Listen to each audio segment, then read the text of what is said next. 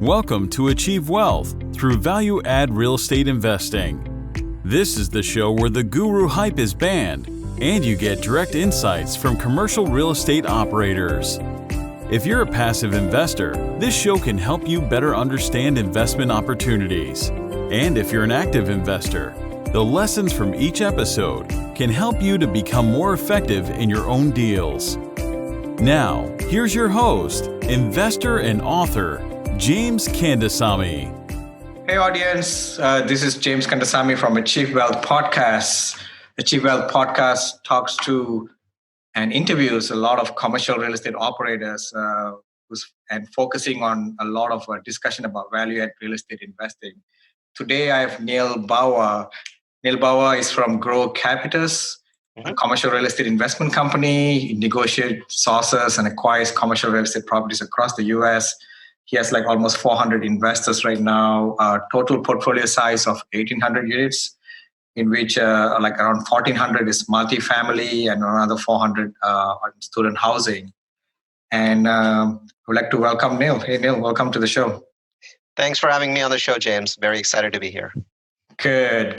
So Neal is, he has been on a lot of podcasts and a lot of discussion goes around the data collection and experiments that you do in your, asset management and in terms of your operation and just finding the right cities, right market, and also operation leasing. So there's a lot of data that's being collected, right? So we can go through that in a short while.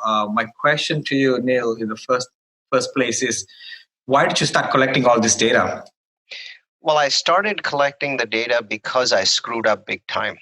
So I started my real estate career in reverse. I mean, most people will start with a single family rental, right? I was a technologist and I got a chance to actually build campuses from scratch. My boss, helped me. He was the CEO of the company. I was chief operations officer.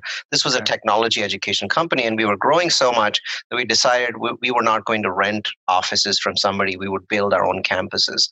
And so that project of building that campus was insanely complicated because, I hadn't even built a single family home, right? Here I am building a 27,000 square foot campus that's mixed use. It's got classrooms, administrative areas, and restrooms.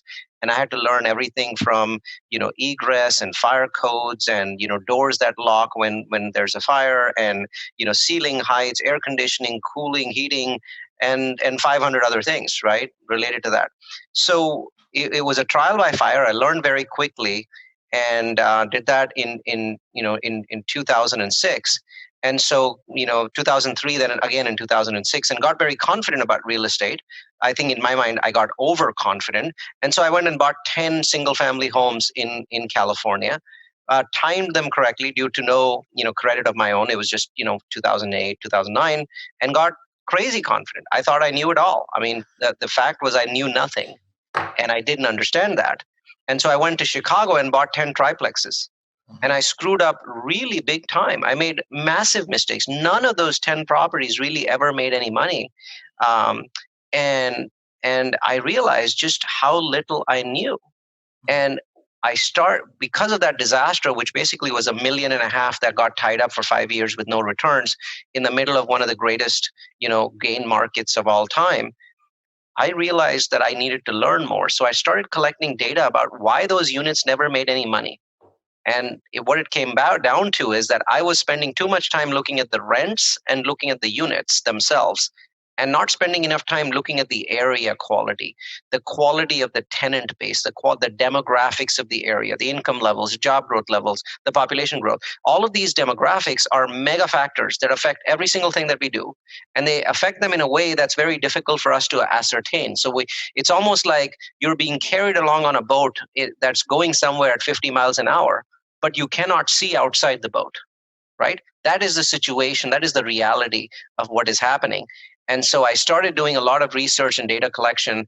And the more I collected data, the more I realized how powerful it was if I could go beyond data collection to doing data analysis and applying the analysis from one city to another, applying the analysis from one neighborhood to another, from one state to another. And the more I did it, the better I got at it. And so I decided to do more and more and more of it. And that's how my journey started.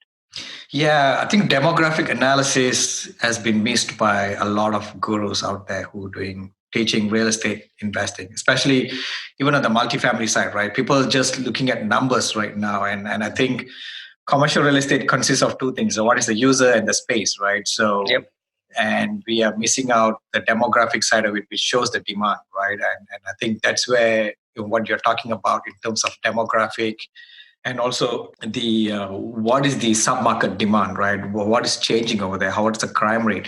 Who is staying there? What is the rental profile, right? What's the percentage of renters versus owners, right? It's just not many people knows how to analyze that, and that's very important factor in making sure Yeah, that they don't even look at it. I mean, keep in mind, a neighborhood that has 30% homeowners and 70% renters is very different, both good and bad, from one that has 70% homeowners, 30% renters, right? So these things matter so much that if you ignore them, then if you think that you're in control, that is illusion. That is an absolute illusion, because those things are really driving either your profit or your lack thereof. That's really what's driving things, right? And so one example, I mean, I teach a course, it's called Real Focus. It's about the power of demographics and how to apply them to create profit. And I teach it live to about 4,000 people a year, and I teach it online to another 4,000 people. So there's about 8,000 people that take that course.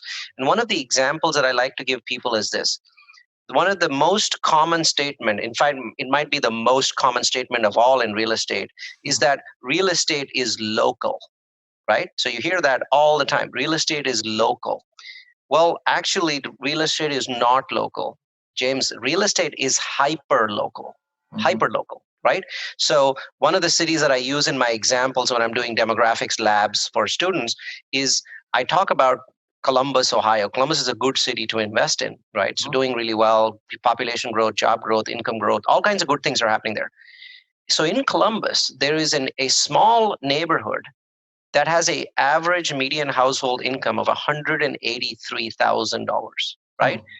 That is not an A, that's like an A++, right? So you couldn't really go much higher than that unless you're in the San Francisco Bay Area. You couldn't get much higher than 183,000.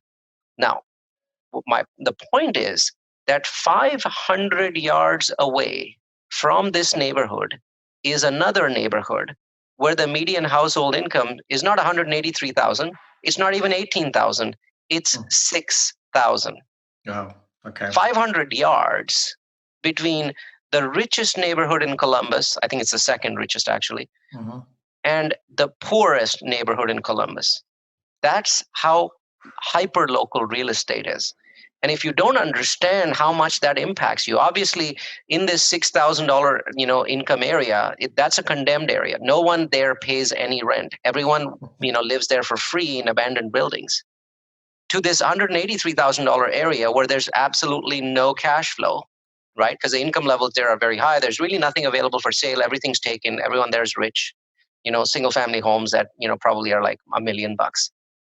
The differences there are staggering. And that 500 yards shows you how much you're missing if you don't understand how demographics drive everything.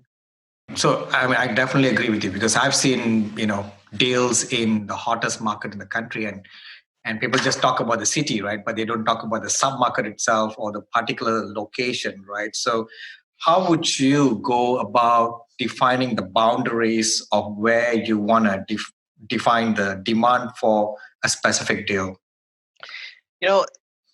That's a very interesting question. And what you're really talking about is, where does a neighborhood stop? Where does a neighborhood end, right? So you could say something like, half a mile from me is a Whole Foods and next to it is a Starbucks. Therefore, I'm in the best area. But the reality of the situation is half a mile is also a very long distance. It's a very short distance and it's a very long distance. Remember, 183,000 to 6,000, right? That was half a mile. So what really could be the case is that right where that Whole Foods is, 100 yards beyond that, there's a street. Maybe it's a railway line, maybe it's a freeway, maybe it's just a regular street. And everything beyond that is a different neighborhood, right? Different quality of neighborhood. So you can't really compare this neighborhood to the Whole Foods and Starbucks side. And maybe, just maybe, that neighborhood is only half a mile wide. And right where your property is, that street actually is another neighborhood, even lower class. So it's very common for people to say half a mile from me is Whole Foods, but actually they're not in the Whole Foods neighborhood. They're not even in the neighborhood next to Whole Foods, which is lower grade. They're in a third lower neighborhood themselves, like 2 grades lower now, right? And that's what everyone has to figure out if you're looking to do syndications or if you're looking to invest in projects.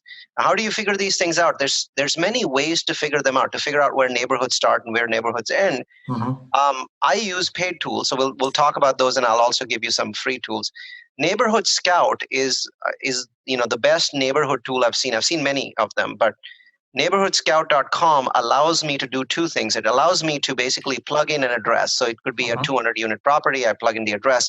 I basically pull out a report, and it shows me the neighborhood, and it also shows me the micro neighborhood. Right now, there's a difference between those two, right? The neighborhood itself is very powerful because it'll tell you, income levels, crime levels, degree granting levels. Is it walkable? It'll tell you an insanely large amount of extremely useful and immediately actionable information. But the micro neighborhood part is even more powerful. So you'll see a map, and on the map you'll see the neighborhood, right? So you can clearly see what roads are part of this neighborhood. Where does the neighborhood start? Where does it end? Does it go all the way to that Starbucks? Does it not go all the way? But then inside of that map, you'll see a yellow dotted line, which will show you a micro neighborhood. And the property that you just plugged in, the address, is always inside that yellow. And what Neighborhood Scout is trying to tell you is, okay, the greater neighborhood, maybe it's a mile by a mile, right? That's typical size for a neighborhood, 1 mile by 1 mile, is this. And then your property is part of a micro neighborhood inside of that. And how does it figure that out? What it does is it looks at your property. Let's say it's a single family home, and it looks at the home opposite it and says, are these comparable? Okay, yes, they are. Okay, then it goes another block. Are these comparable? Yes. Are these comparable? Yes. Are these comparable? No, this is a completely different kind of unit. So it says, okay, those units are really not inside your micro neighborhood. Something changes there. Something's different. Maybe they're really ghetto, or maybe they're really brand new. And so the neighborhood quality changes right at this line. So that dotted yellow line is very important to me, because the moment I see that dotted yellow line, I put it on one of my monitors. On the second monitor, I bring up Google, and I go switch into Street View, and I drive around the edges of that yellow dotted line, because I'm driving around the outside edges of the neighborhood that I'm investing in, right? So that gives me a feeling about that neighborhood. And then I drive the insides of the neighborhood. It's a micro neighborhood, so you can, on Google, I can basically drive it in about 15, 20 minutes. It gives me a really good idea of what's going on in that neighborhood. Obviously, it's not boots on the ground is better. I get that. But at this point, I've just received this property, and I want to make a decision on whether I even want to, spend any time on the property. And this gives me that information. And Neighborhood Scout is very inexpensive, very, very inexpensive. I think you can even get like Neighborhood Scout for $39 a month, and you get 10 reports out of that. So essentially, for $4, less than a cup of coffee at Starbucks, you're going to learn an astonishing amount about this neighborhood. So, but I mean, end of the day, we want to get rent comps. So let's say the property they're looking at is within that yellow dotted line, right? So, but there's no other rent comp surrounding it, and now you have to go out of that yellow dotted line. You look at your rent comp. How would you compare the rent comp in that point of time? Because it's 2 different demographics. It definitely is, right? So there's an art and a science to the rent comps. Some of your rent comps will be inside the dotted line, so they'll be good. And some of them will be outside the dotted line. I think it's still useful because it's telling you where's your micro neighborhood and where's your neighborhood. So, but normally you'll find that the vast majority of the time, the comps from the broker are not inside the yellow line, and they're not inside the neighborhood. They are in 1 mile circular radius. Exactly. And so people are like, well, this is only a mile away. Are you kidding me? I mean, in San Jose, we have areas where the average home value is $1 million, and half a mile away, the average home value is $400,000, right? And those are bad areas, like really high crime areas. So everything can change in a mile. And I think what this neighborhood scout does is it allows you to basically firstly figure out if you should even be using that rent comp, right? So it might only be 3/4 of a mile away, but neighborhood scout shows you that your neighborhood, your property, the one that you're looking at, is actually just at the end of that neighborhood. So that neighborhood is ending right next to your property, and then this is 3/4 of a mile away in a completely different sort of neighborhood. So you shouldn't go in that direction looking at rent comps. But another rent comp that the broker provides, it may not be in the neighborhood, but it's on the edge of that neighborhood. It's still only 3/4 of a mile away, but that one makes more sense because your neighborhood ends right next to that comp. So that comp from the broker actually makes more sense. I'm not saying that every comp from a broker is fictional. That's not true. A lot of brokers work hard on the comps. All I'm telling you is that out of 5 comps that a broker will give you, truly 2 or 3 are your neighborhood's comps. And this tool will show you which ones to pick. And then there's going to be a couple that are going to be direct. They're going to, geographically speaking, still be in that 1 mile radius, but they have nothing to do with your neighborhood. And this tool will allow you to basically ignore them. And then on top of that, obviously, there's rent comp tools. There's tools like Rentometer and a number of others that for a $5 or $10 dollar report. There's another one. I'm for the moment. I'm also starts with the word rent. There's these tools where you pay $14. I remember paying $14 for this report, rent something, and it gives me a report that is specifically about single family and multifamily rents, right? Nothing to do with anything else, not demographics, simply about rents. And it gives me all kind of rent criteria, all kind of, it gives me occupancy levels. Now I'm paying another $14 and I've got rental information for my area, right? It's not giving me comps. It's basically explaining the per square foot rent. It's explaining how many units in my neighborhoods are 1 bed, 2 bed, 3 bed, those sorts of things, so that I understand what the unit mix in that area is and if it's a good unit mix. So now I've spent $18, but I've gotten a huge amount of information. And what I find is people are unwilling to spend these $18, right? And syndicators are unwilling to spend these $18. And here's my message to you, right? As a syndicator, you only make money if your clients make money, because they usually have a pref, right? So they're going to make money first, and then you have to make money. You realize that on a 300 unit property, you can, if it does well, you can make $1 million or even $2 million. And if it does really, really poorly, you make $0. So you're paid less than the janitor that cleans that property, right? Correct. And it might be that the only difference, it might be, and I know this is best case scenario, but it might be that the only difference between that $2 million and not even making the janitor's salary, it might be those $18. Yeah, absolutely. Because you forgot that part. You looked at everything else in the property and you fell in love with it. Correct. And it had a beautiful pool and it had a beautiful clubhouse and it had a beautiful this and a beautiful that. Yeah. But you forgot to look at the demographics. Yeah. Because one of the things I can tell you is some of the worst properties have the best looking clubhouses, right? So don't look at the damn clubhouse because they made it that good looking because they want to sell the freaking property to you and get out. Yeah, correct. Yeah, I mean, demographic analysis is in the submarket, like what we are discussing right now, is very, very micro, right? And how do you really, really decide whether the deal has an upside in terms of rent? Because that's what we look for in a value add deal, right? I mean, unless you're not buying a value add deal, you just want cash flow, then just cash flow. I think more and more of those deals, more and more of the value add are becoming cash flow. Let's be honest here, James.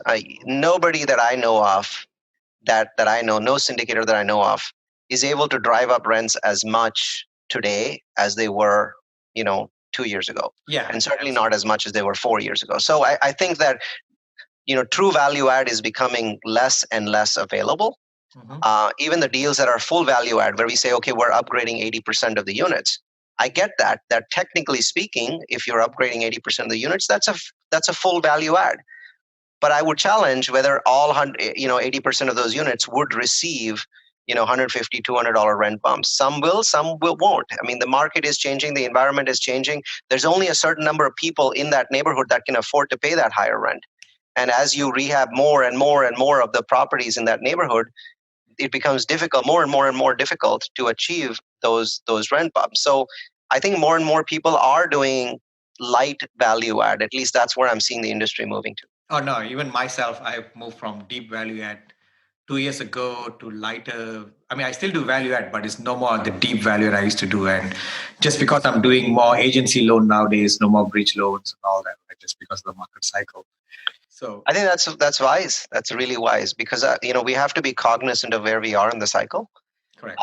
And so I think you're doing the right approach because a lot of these deeper value add projects, there's another name for them, and that is they're higher risk. High right? risk, and you also pay a premium for it, right? Yep, absolutely. Nowadays, the sellers and brokers are, you are basically overbidding that prices up, and you're basically taking the value away by paying more, right? So unfortunately, that's the case. I mean, our company right now has 3 rules. Mm-hmm. Number 1, everyone is overpaying.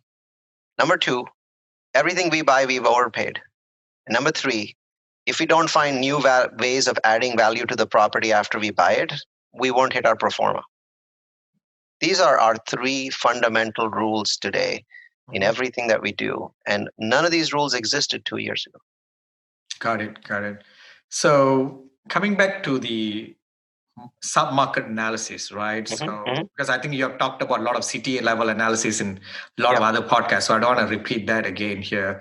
But coming to sub-market analysis, so let's say you're trying to prospect a market, right? So let's say, I know you like Boise, Idaho, right? That's the top market that you see. So let's say now you have Boise, Idaho. How do you go about prospecting within this city, right? How do you look at whether the deal, because the cap rate in certain part of the city may be different in certain part of the city, right? So, always, yeah. But how do you go about prospecting, or do you just get the deal and start going and analyze the deal? Well, the true answer is that several years ago, I didn't have the kind of broker and partner operator relationships that I have today. My initial approach was to use a tool like City Dash Data. I use a number of different tools, but Neighborhood Scout is my favorite neighborhood level tool. City Data plus Local Market Monitor plus Housing Alerts. These 3 are my favorite city level tools. And then, of course, there's CoStar. CoStar is not just a demographics tool. Obviously, CoStar has a huge number of other benefits. The biggest benefit of CoStar is supply. It understands incoming supply in a market, which, as far as I know, no other demographic tools understands. Simply because CoStar has these 50 Prius cars that drive around 50 US metros on a daily basis, trying to figure out all new construction that's going on and totaling it up and trying to figure out if demand is in excess of supply, right? And in many great neighborhoods, really good neighborhoods, demand is often not in excess of supply. That's because the neighborhood is so great that people are building 3,000 units in a 2-mile radius of you, which means that everything might be hunky-dory now, but 2 years from now, you'll be in trouble. So I don't have a cheap answer to give you when it comes to neighborhood supply levels. Really, CoStar is the best option to look at supply and make sure that you don't end up in a market where you'll have 3,000 brand new units delivering, and they'll have 2 months off as concessions and basically tank your rents for a year. So that's my feedback on supply. Now, away from supply, looking at demographic trends, you can do that analysis on a tool called city-data.com, city-data.com. So when I look at city-data, there's a map on city-data. So you plug in the city. So it could be Houston, could be Columbus, could be whatever city you're in. It works better on mid-size and large-size cities. Doesn't work well on like a really teeny tiny city like St. George. You're not going to get as much value out of that tool. So let's say you're in Houston, right? So go look at, scroll down and you'll see this very nice blue colored map of Houston, and you'll notice something very unique. This is something I haven't seen in any free tools. That map of Houston is already broken up into bits. And you'll notice that some of the bits are really tiny, like 1/2 mile by 1/2 mile. And some of the bits are big, 2 miles by 2 miles, 3 miles by 3 miles. And what City Data is telling you is that tiny little bit, everything inside that resembled everything else inside there. But that big one that's next to it, the 2 mile by 2 mile, once again, the same principle applied. Everything inside of that 2-mile radius resembled everything else. That's why some of these neighborhoods are tiny, some are mid-size, some are large size. So what you're really looking at in that map are the neighborhoods in that particular city, right? And if you click on any one of those little tiles, a box will pop up. That box will give you information specifically about that neighborhood. And there are 5 metrics in that box that I like to use. Now, keep in mind, if you pay for Neighborhood Scout for that particular address, you'll see more information than this, but obviously you're paying for that. Mm-hmm. If you want something for free, here it is. That box, the first thing you want to see in that box is the income level in that micro neighborhood. Remember, it might be like 400 yards by 400 yards. You want the income level, the median household income level in that neighborhood. You want it to be above $40,000. 38 is still okay in some of the Midwest states, but what I find is when you're down to 35, it doesn't matter where in the US you are, you're going to have delinquency trouble. So median household income of 38,000 is the minimum acceptable level for multifamily projects. You can obviously, this number has to be higher if you happen to be in San Francisco. It has to be higher if you're in New York. So I'm going to basically say the rule that 38K number is really for markets that cash flow, right? So Texas markets, Florida markets, maybe not Miami, but the rest of the Florida markets that cash flow. Maybe not, Central Austin. So understand what I mean by, cash flowing markets. Here's what you'll see. At 38K, when that number, the median household income in that box, when it starts going below 38K, your delinquency levels start rising. And the true killer of profit is not occupancy. The true killer of profit is churn. And churn is tied to delinquency. Delinquent tenants, some of them do care about their credit. And so they just simply move out. They just leave a key and move out. And they basically say, yeah, I'm going to skip and let's see if this guy's going to chase me, because they know 90% of the time it's not worth your while to chase him and try and get that money. You just move on, you rent out your unit, you move on with your life. And these skips and the delinquency connected with them, the repainting, the time that it takes, the marketing cost, the effort, the people time kills your profit. And what I've found is by the time you drop from $38,000 in median household income to 30, the property and the project for the most part has become unviable. I do not know of any syndicators that can make profit in a neighborhood that is under $30,000. I've made that mistake myself. I haven't been able to make money. So to me, that first number that is an absolute is go into a neighborhood that has the income to support what you are trying to do. Keep in mind, you're trying to raise rents, right? Yeah. So even 38 is kind of borderline, right? I tend to basically use 40,000 as my minimum number. I have properties that are at 42, 44, 46, right? By the time, if you're in the 50s, you're doing really well. If you're in the 60s, then your property is getting closer to a B, and by the time it hits $70,000, you are in a B area. So a C area, one of the definitions, my favorite definition of a C area is 40 to 70,000 in income, right? And a D area is $30,000 and below. So C minus is 40 to 30. Got it? Got it. So those are kind of and obviously these are metrics I made up myself. You could successfully come to me and argue, no, in my area, it's C minus is not 40 to 30. It's 35 to 25. I'll just say, okay, that's fine. These are rules of thumbs that appear to work in the vast majority of the United States that people are investing in. May not work in your area. No argument. But I think that within the bounds of them being rules of thumbs, they do work really well because they allow me to understand the quality of an area. Okay. Got it.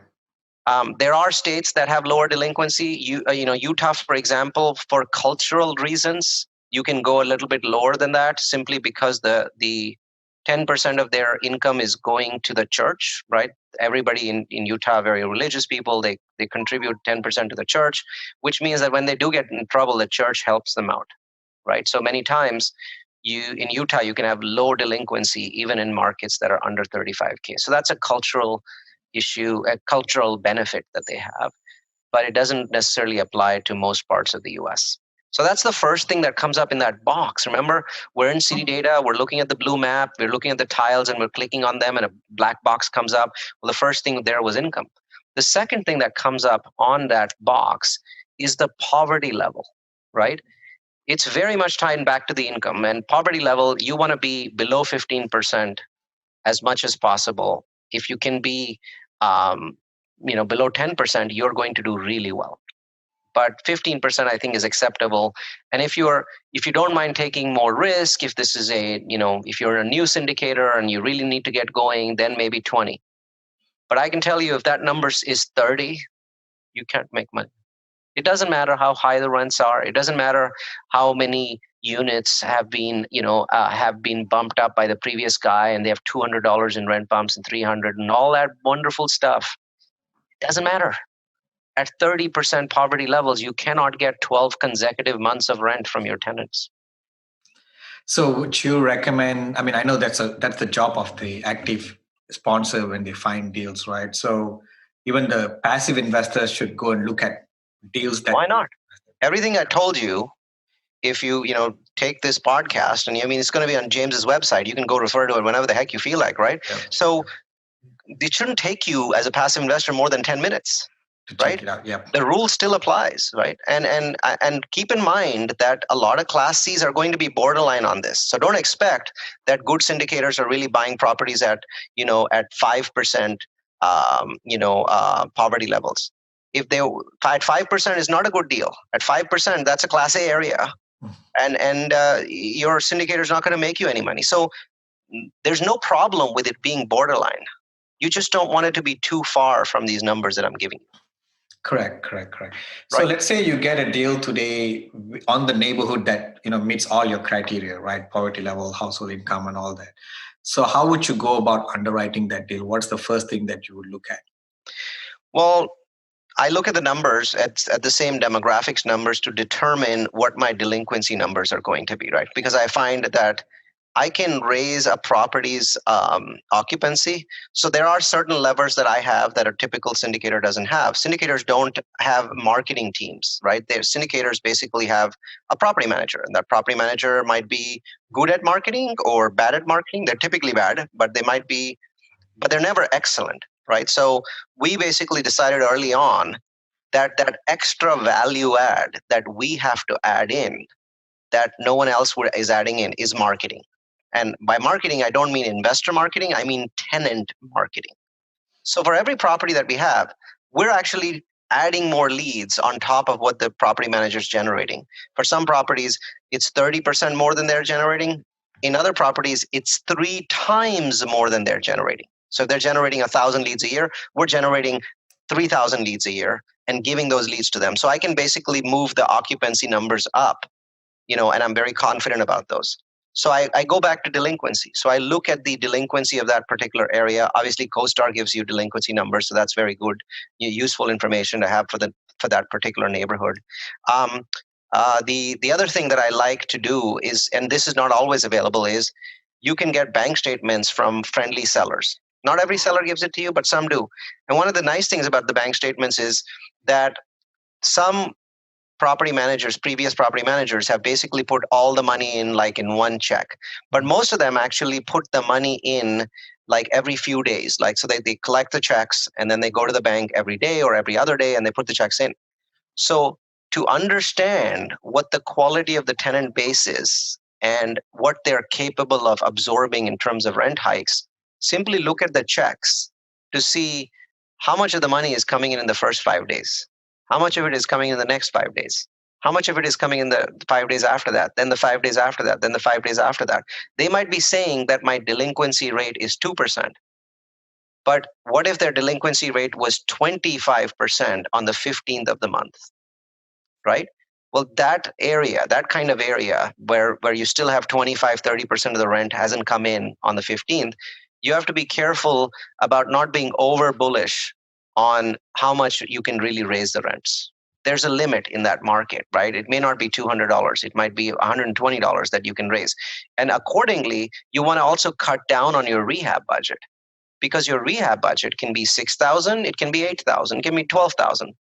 But in an area where overall, income levels are low, let's say 38,000. Mm-hmm. And you can see that, 20-30% of the tenants don't even pay until the 15th. I'm not sure there's any benefit to doing a $12,000 per unit rehab. I'm not even sure if you want to do an $8,000 per unit rehab. I think 6 or 4 might be better, right? Rehabbing does have benefits. The velocity at which you lease increases. Tenants like the newer units. But beyond a certain level, it's not that they don't like the units. Of course, they love it. They're just not able to pay for it. And you don't want to end up in a situation where the tenants, all of your new tenants that have come in, those are the guys that are becoming delinquent. Because really, their capability was to get $850 a month units, but they're all in the $1,000 upgraded units. And so now all of your upgraded units are the ones that have very high delinquency. So that when I'm underwriting, those are the sort of things I'm looking at. Got it. Yeah, it's very interesting to see delinquency. And you said CoStar has the delinquency data? CoStar has neighborhood level delinquency data, submarket level. So you can basically go in that very long report that's like 86 pages. It has average delinquency for a particular market. I'm not sure how they get it. No idea. But what's nice is they also have expense data, right? So they have, expense data. Obviously, we talk to property managers about expense data as well, but CoStar gives you, kind of the average expense for the submarket, the average payroll for that particular submarket. I find that people trying to beat the average payroll by 20% are just, it's wishful thinking. Yeah. How do you differentiate delinquency between the property management skill versus real delinquency for the area? Because it could be just the property managers are not doing a good job, right, in collecting. I think so. So one of the services that we provide in properties that have higher delinquency, sometimes we have operating partners that don't want to do it, but most of the time we do it is we make my staff, our staff, not the property management staff, will make delinquency calls on the 6th or 7th. So we don't do it all the time. We don't want to do it. But let's say the property has consistent delinquency problems, right? One of the ways to figure out the answer to your question is this a tenant problem? Is this a PM problem? Uh-huh. Hire somebody, give them a script, have them call every tenant that is not showing as having paid by the 6th of the month. Make 3 phone calls. Actually, make 2 phone calls and 2 text messages on the 6th and the 7th. Repeat the process on the 10th and the 11th. If you do that for 3 straight months and your delinquency is still high, it's not a property manager problem. Mm-hmm. But you find that out after the fact, right? After you bought the property. Is there any way to find before you buy it? Well, other than the demographics information I gave you, no, not really, because the truth is that it could still be a tenant-based problem, but it could be that the previous owner was self-managing the property and let in a bunch of deadbeats that should not have been in there. Mm-hmm. That, in my mind, is a management issue, but not a property manager issue.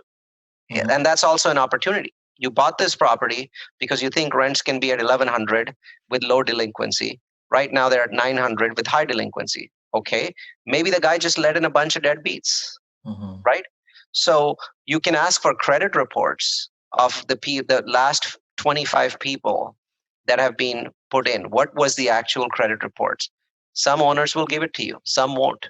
If they're not giving it to you, you have to question yourself why that is the case. Was he just basically trying to just fill up the property? And in that case, it's not such a bad thing. You just have to know that when you go in, you're going to have a lot of evictions to deal with. But in that case, it's not a tenant-based problem. It's not a property management problem. It's a previous owner problem. And you are going to benefit once you churn through all those bad tenants. You're going to have 4 years of good tenants in your property. So you can still hit your pro forma. You just need more maintenance budget. You need more operating budget.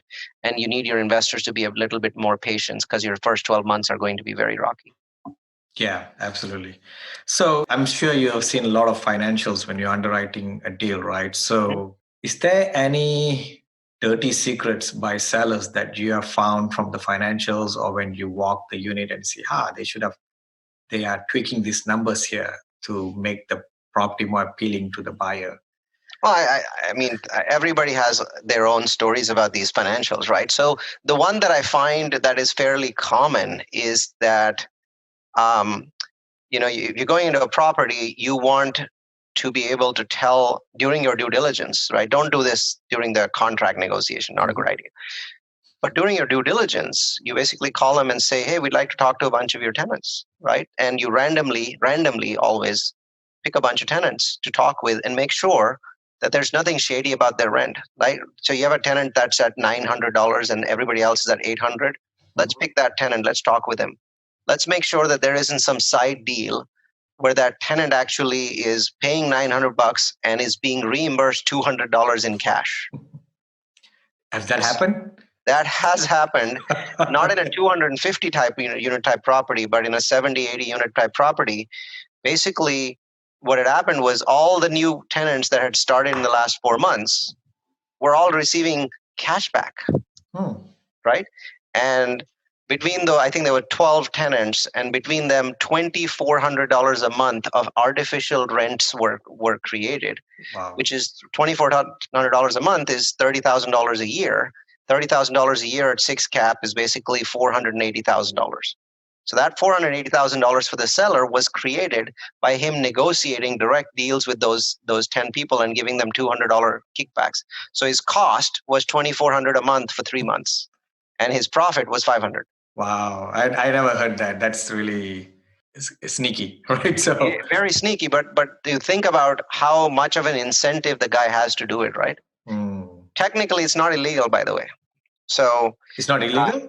It's not illegal. He has to disclose it to you that there's a side arrangement, but you can't actually send somebody to jail for this. I mean, you can't sue them and win, in my opinion. I think you can't say it's a fraud. I mean, that's what... I think you can. I think that's going to be, that's going to be fought over in court. In my mind, it's something that you should basically, in due diligence, if you look at higher numbers, make sure you talk with those tenants. It doesn't take that much time. During due diligence, you're at the property for multiple days, right? Why not have conversations with 4 or 5 people and make sure everything's above board? Hey, we're looking to buy this property and just checking your rent contract. It shows $900 a month. Is that correct? Right? And if there's anything shady at that guy is not going to fall on his sword for the previous seller. Yeah, I've done all due diligence for my properties. I never talk to the tenants. Do they allow to talk to the tenants when you are doing? Usually they do. I mean, obviously they won't allow you to talk to 100 tenants, but if you randomly pick 3 or 4, they do. It's just not something that people ask for commonly, but there's no reason for them to have an objection. Yes. Correct. So that's one that I've seen commonly. The other one that I've seen commonly is that everything that you're looking at is actually coming out of the property management software, not from the bank statements. So you look at the property management software and it says $111,000 in monthly, fee, rents. But when you look in the bank, it's just 88, right? So what they're doing is basically they're not allocating for bad debt properly.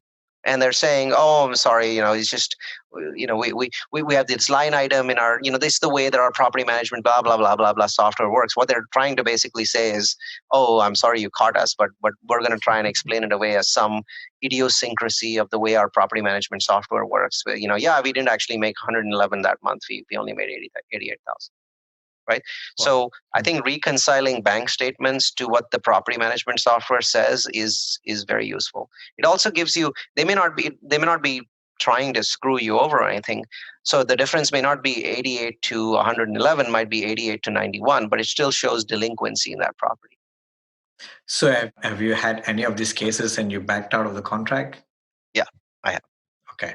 It's also tricky nowadays, right? In the hot market nowadays, because people are paying day one hard money. It's very difficult. That's what scares me a lot. I mean, you pay hard money and then you find something where they have tricked you. The only way to get that money back is to sue them. Correct. Because people are paying in a hot market, like $200,000. Yeah, even $200,000. I mean, it's ridiculous. I mean, that tells me that something is wrong. Yeah. In my mind, there is no conceivable reason why anyone should pay $200,000 hard on day one. This is all frenzy that has been created by brokers and is a sign of an unbalanced market. There is no reason why that should ever happen. Yeah. I mean, they do have something called early access agreement where you can go and see, the rent roll and all that. But you can't do. I mean, you can do a thorough due diligence. Some sellers allow it, but nowadays, even that nowadays they don't allow. I mean, Well, in my mind, James, I mean, if that is their intent, why don't they just say, okay, well, we'll go hard on day 5, Mhm. right? When people want you to go hard on day 1, either they what there's no way to tell if they are doing it because they are unethical, or simply because they want, somebody who has enough skin in the game and enough confidence in his ability to close. The majority of the time, the reason is perfectly legitimate, that they want you to close, and so they want you to go hard on day 1, right? Correct. But I don't think that that's the reason 100% of the time, or anywhere close to 100% of the time. Awesome. Yeah, it's a bit scary when you do day 1 hot money. So coming back to value add, I presume all the deals you're doing is value add deals. Is that right? Yeah. I mean, not a deep value add or not the completely. So I have some deep value adds, but a lot of them are standard $6,500 type value adds. Okay. So what is the most valuable value add that you see? Oh, it's easy. So the most valuable, the single most valuable value add are USB ports, one in the kitchen and one in the bedroom. So of all value adds, nothing comes close to that. Really, especially just because everybody needs a USB It's port. because everybody that comes in comments on it, right? So everybody that comes in comments on it, and this is one of those universal things where men and women comment on it equally. And an even better value add is, these days, the wall plates, right? So you get the wall plates with the 2 USB ports, correct? So if you want to really wow people, the new USB-C standard, pay $4 extra for one that has 2 standard USB ports, but the one in the middle is that new USB-C. Wow. Yeah, so I think those are incredible value adds. They give you, 100x return. Awesome answer. That's absolutely helpful. So Neal, let's go to a bit more personal side of questions, right? So why do you do what you do? The truth is I fell into it, right? So this hasn't been a conscious thing. I did technology. I started doing real estate because I was paying 50% in tax. So basically, tax avoidance was the primary reason why I fell into real estate. But I think the bigger thing was that on the technology side, when I had W-2 income, many years I made more money than I made in real estate. But I always felt nervous. It's like when you have a $350,000 salary, you're always nervous about your position. Like, I always have to perform. I can never have a bad year, right? Because they might start thinking, well, we could hire 2 guys for 175K each and get rid of this guy, Neal, right? So there was always that nervousness about not being in control of my destiny. And I don't feel that now. It doesn't matter if I have a bad year and I only make 100 grand, but I still have control of my destiny and always make it up next year. So to me, I think it was less about ownership and more about control over my destiny. Okay. But so will you keep on buying deals? I mean, is that what your plan is? I mean, where do you want to stop, or is there a place to stop? What drives you to buy the next deal? In my mind, what drives me is that I still feel like I'm creating value in each additional project. I'm finding some way to make those projects work. I'm contributing, and I'm making investors happy, and also increasing my own net worth. Will I keep doing it? No. I think that, truth be told, I mean, I admire people like JC Castillo, who just love it so much. He says, Neal, I'm going to be doing this for 30 years. And I said, if I know one thing for sure, I mean, you're very sure about what you just said, JC. I met him recently. I know for sure I won't be doing this in 30 years. And I know for sure I may not even be doing it in 10 years. I mean, to me, I think that life is an evolution. And I don't mind telling my investors, look, I'm going to do this for 5 to 10 years, and then I'd like to do something else, because my career is very diverse. I've done, solar education. I've done, basically businesses around nursing. I've done high technology, like 3 different kinds of high technology: staffing, consulting, education services. I've even, been a primary investor in a gas station. I'm an entrepreneur. And What that means is at some point, I want to create the systems and processes so other people smarter than me can continue running the business forward. And so my most coveted title is not founder and it's not CEO, it is chairman. And so the long-term goal is that at some point I want to switch to doing that. But I would not hesitate to shut down the business if I didn't feel I was adding value. That this business only survives when it adds value. If it doesn't add value, making it or forcing it to survive makes it a parasite. So when you say add value, means add value to your personal life? Add value to my investors. Okay. So by default, so I don't say add value to my personal life, because if I add value to my investors, the adding value to my personal life is automatic. It happens by default, right? So to me, the only kind of add value that we should be looking at is adding value to our investors. And if it doesn't add value, we'll do something else. Doesn't mean I'll go out of real estate. One of the things is I'm a very unusual syndicator in that half of my projects are new construction. The project that I'm coming out with this week is called The Grid. It's a $30 million, student housing project, new construction. And so why? Because I'm beginning to, as the market shifts and Class C properties become so expensive that everyone's buying 6 cap on actual or 5.5 cap on actual, then it's in the back of my mind, I'm going, well, I can make a brand new Class A for 7 cap. I know it's risky during construction, but let's say I get through the construction phase. Isn't it less risky? Because at this point, maybe it's not 7 cap, maybe 6.5 cap. But don't I have a 6.5 cap Class A building? What's the worst that could happen? We have a recession after dropped rents. So what? It's still a 7 cap building and it's brand new. Correct. Right? That part of it is not going to change if I can't raise my rents. So I look at that and I go, there's this whole business of buying Class C's at 5.5 cap is scaring me. Yeah, I was talking to a broker the other day. He was trying to get me to buy a 1960s product at 6 cap. He said, for 6 cap, Austin is good. Now then I say, what about B class 1980s? Oh, it's like 5.5 cap. I say, I'd rather buy the 5.5 cap rather than buying a 6 cap. Doesn't make sense, right? So, I agree with you. Yeah. And you say, actually, you're honestly, right. You should not be there. Between a B and a C, if there's a half cap difference, always buy the B. Yeah, exactly. So is there anything that you do in your daily life that you think has contributed to your effectiveness in becoming very successful? I think structure.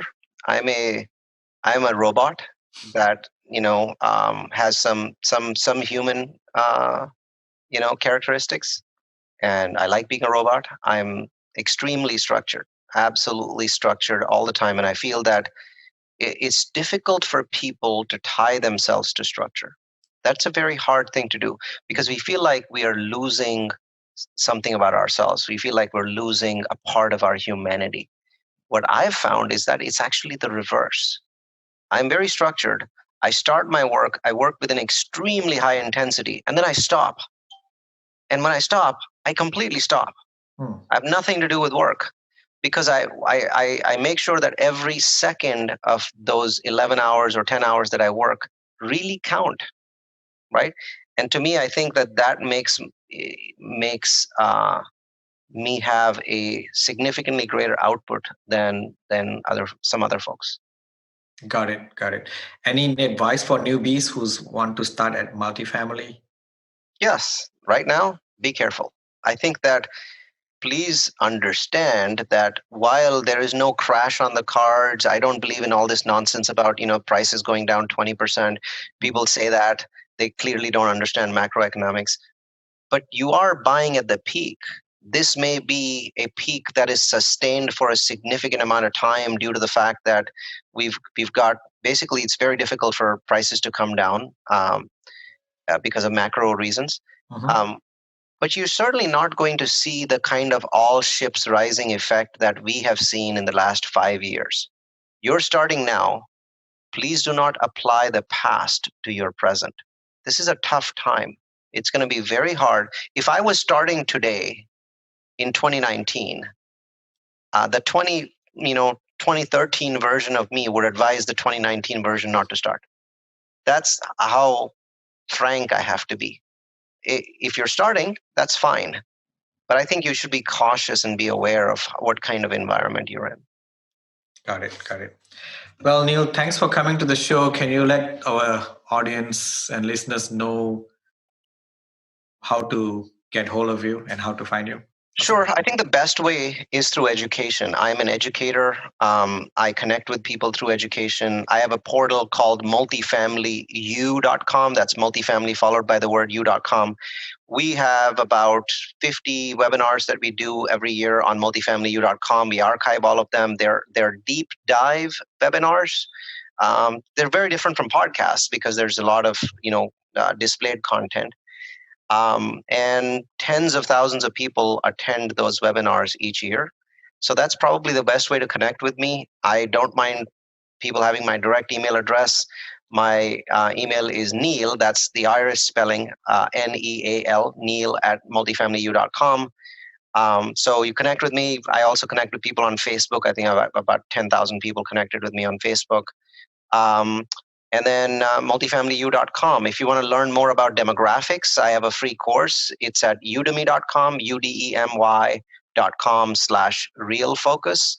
And that course, I think right now has about 1,000 people enrolled. So usually has 1,000, 1,200 people enrolled at any given point in time.